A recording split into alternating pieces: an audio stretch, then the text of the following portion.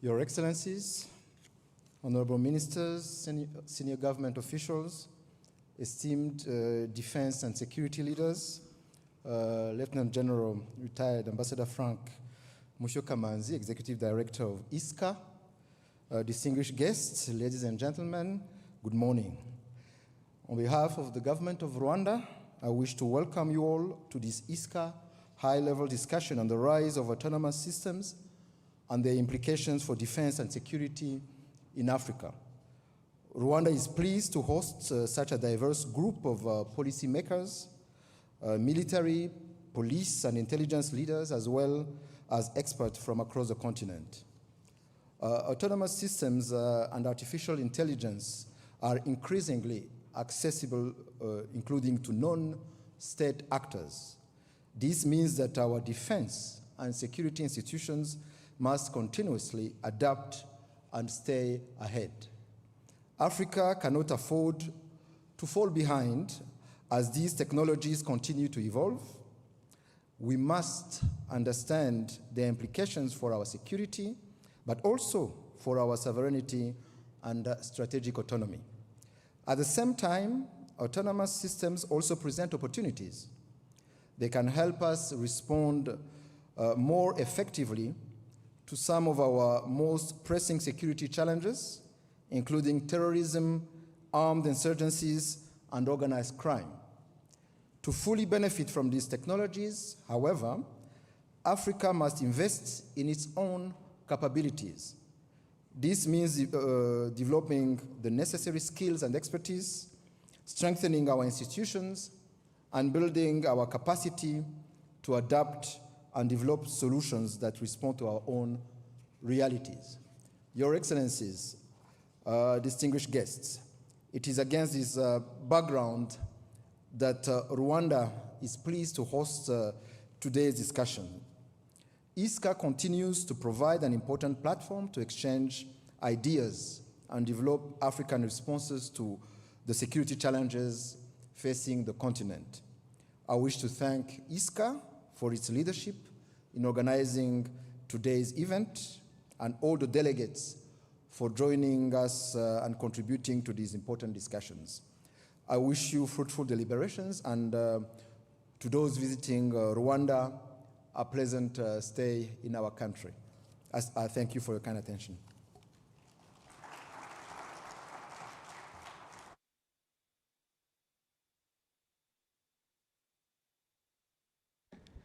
Thank you for that. And this now allows us to be able to open to the first panel. There will be complementary panels, so the first one now and then the one later. And in this one, we will examine how autonomous systems are reshaping conflict, military operations, and national security based on the experience of the speakers who will be joining us on stage shortly.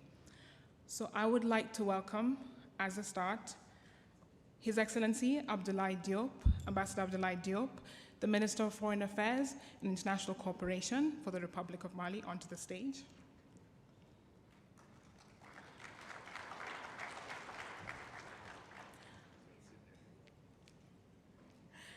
And I would like to welcome Colonel Patrick Njirema, who's the Head of Defense and Research and Development at the Rwandan Defense Forces.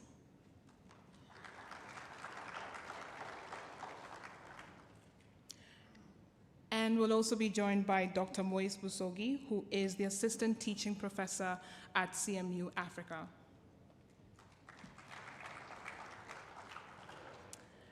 And moderating this discussion is Ms. Eba Kalondo, who was the former African Union Commission spokesperson, and she will be leading this on Africa's changing security landscape, autonomous systems, and emerging security challenges.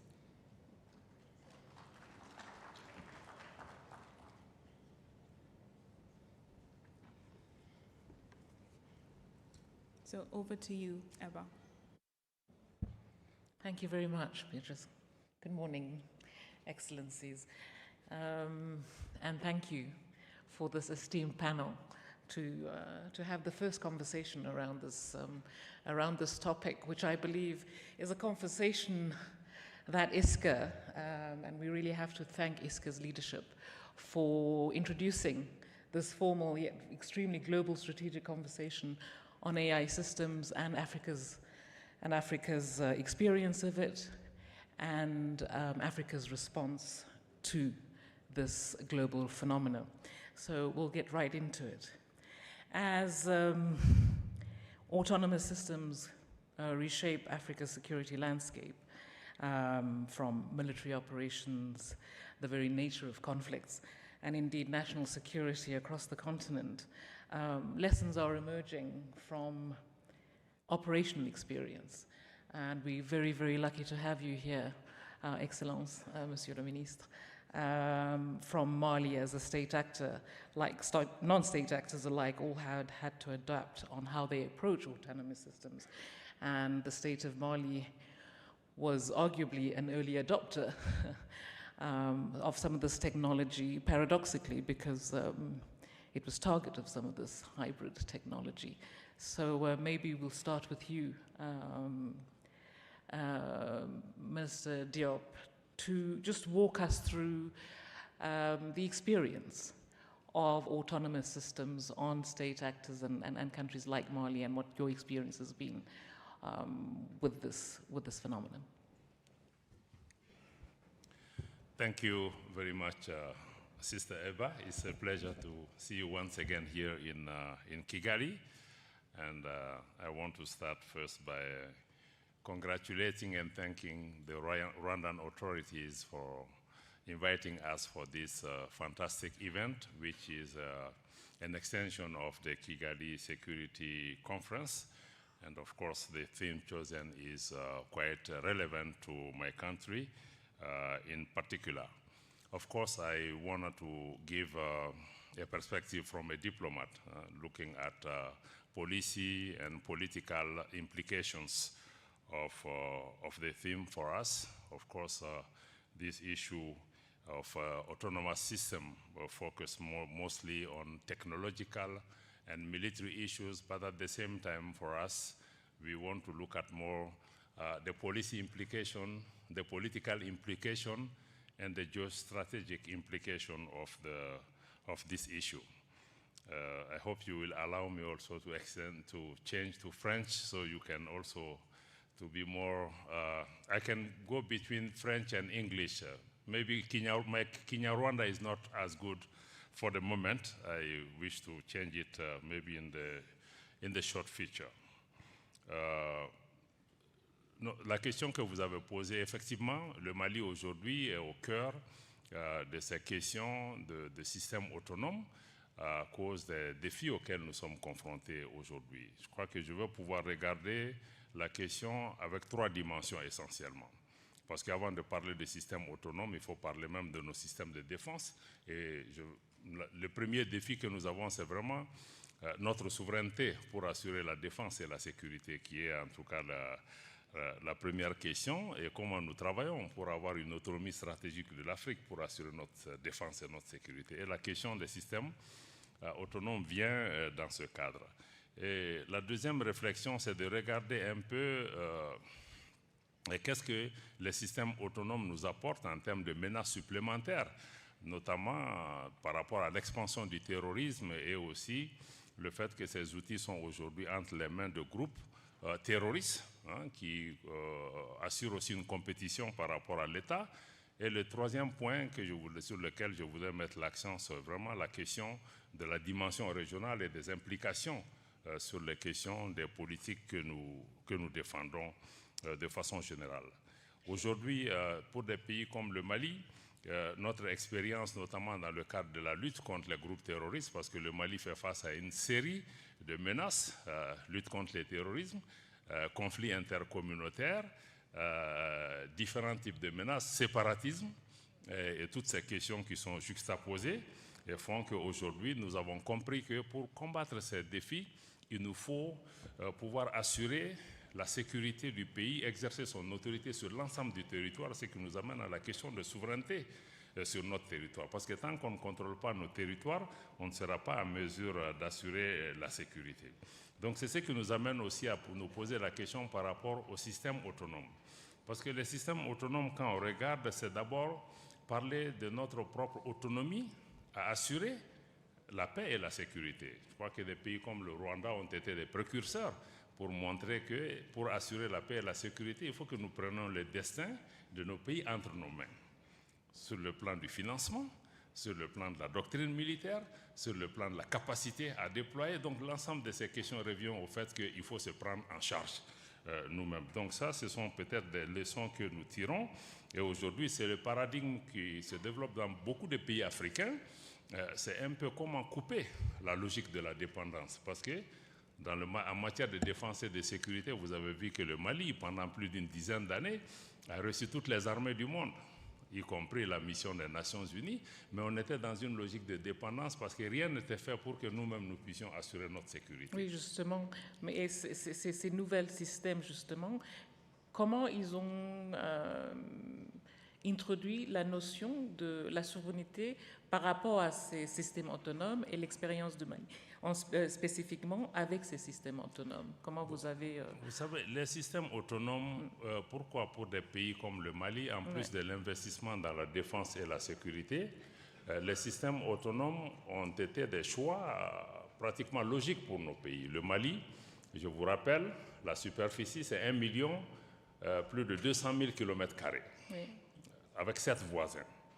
Comment nous allons assurer la sécurité de cet espace pour faire les routes, pour faire les centres de santé, pour faire la sécurité? Toutes ces questions posent des problèmes, des défis importants.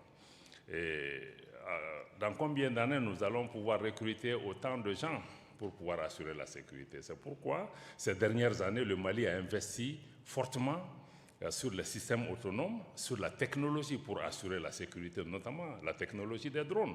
Quand on regarde le cas du Mali, il y a 5 ans, le Mali ne volait presque aucun drone. Aujourd'hui, on a des dizaines, presque des centaines de ces outils qui sont gérés par nos forces de défense et de sécurité, mais qui sont aussi gérés par des Maliens.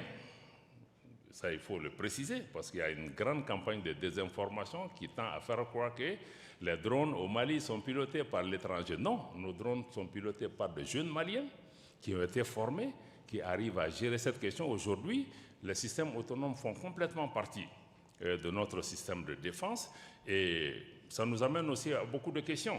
La question de la formation de ces jeunes gens, qui est aussi une question extrêmement importante. Il y a aussi des questions liées aussi à la doctrine, parce qu'on ne peut pas utiliser ces systèmes sans avoir une doctrine, sans avoir aussi des politiques qui puissent gouverner ces questions, sans toucher aussi même à des questions d'éthique.